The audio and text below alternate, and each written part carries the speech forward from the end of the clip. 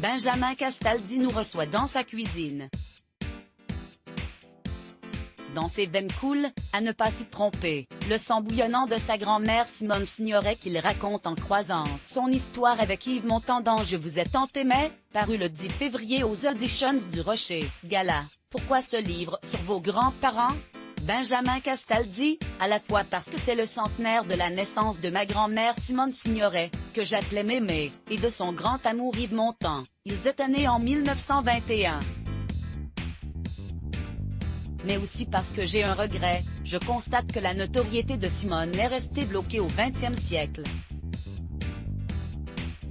Aujourd'hui, les jeunes savent qui est Louis de Funès. Elle, moi, j'ai eu envie de rappeler quelle merveilleuse femme et actrice elle a été. Elle qui a eu le prix d'interprétation féminine à Cannes et un Oscar pour Les Chemins de la Haute-Ville et le César de la meilleure actrice pour La vie devant soi.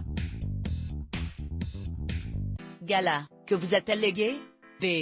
C. Son regard aiguisé sur les gens. Je suis sans concession et sans pitié. Je vois tout de suite à qui j'ai affaire. J'évalue les personnalités, j'ai, comme elle, un sens de l'analyse. Plus on réussit, moins on a d'amis Gala. Cela veut dire que vous n'êtes pas dupe des flatteurs? C. J'ai grandi entouré de célébrités, et si je sais une chose, c'est que plus on réussit, moins on a d'amis. Les gens font seulement semblant de vous apprécier. Gala, cela ne vous gêne pas, parfois, de n'être que chroniqueur dans TPMP alors que vous avez un savoir-faire audiovisuel étendu et que vous portez un héritage si prestigieux?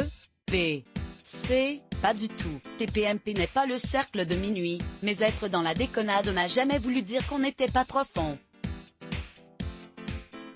Ce n'est pas parce qu'on montre ses fesses qu'on est stupide. Il ne faut pas confondre la vulgarité et la grossièreté, comme disait Coluche. À la télévision, on a tous une date de péremption. Je resterai peut-être dans son histoire pour avoir présenté Loft Story parce que c'était le début de la télé-réalité, mais j'ai toujours su remettre les choses à leur place. Par exemple, j'ai eu un gros clash avec Arthur qui était à l'époque le patron d'Endemol quand il a voulu que je présente Lona comme une star. J'ai refusé. Il voyait en elle une nouvelle Marilyn Monroe. Alors que moi, je savais ce que qu'était une star de cette trempe car Montand m'en avait parlé. Gala, et comment vous en parlait-il? C. Comme d'une icône planétaire dans toute la complexité qu'elle incarnait, une actrice magnétique mais difficile à vivre dans le travail. Importante de son point de vue d'homme, elle n'a été dans sa vie qu'une femme désirée, alors que Marilyn était vraie dingue de lui. Elle a tout fait pour qu'il reste à ses côtés. Lui n'y a vu qu'une relation éphémère. En revanche, plus tard, il a eu un vrai coup de cœur pour Shirley MacLaine même si ça n'a pas marché avec elle. Montand était un séducteur Gala, mais pourquoi ne s'est-il pas contenté de Simone Signoret? C. Il s'en est contenté à sa façon. S'il lui a fait des infidélités, il ne l'a jamais quitté. Montand était un séducteur.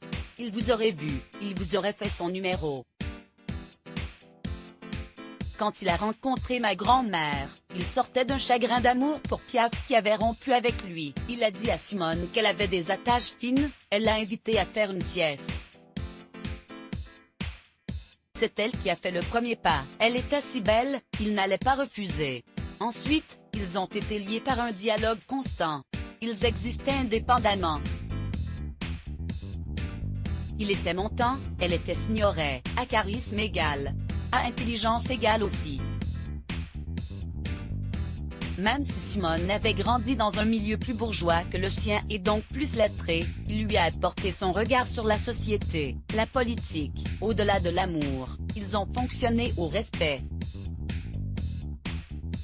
Instagram Benjamin Castaldi Gala, vous écrivez que votre grand-mère a fait le deuil de sa féminité après l'épisode entre Marilyn et Montand. C.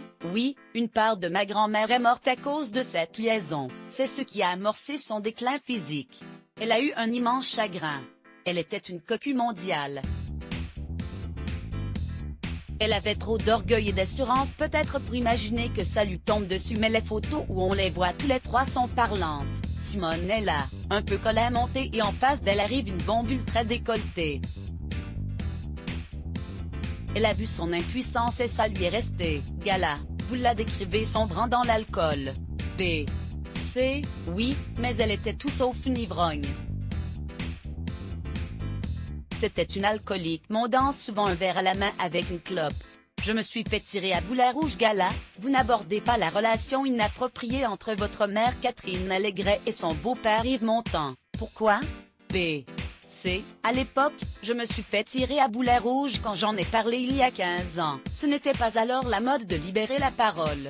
Je l'ai fait en mon âme et conscience une bonne fois pour toutes.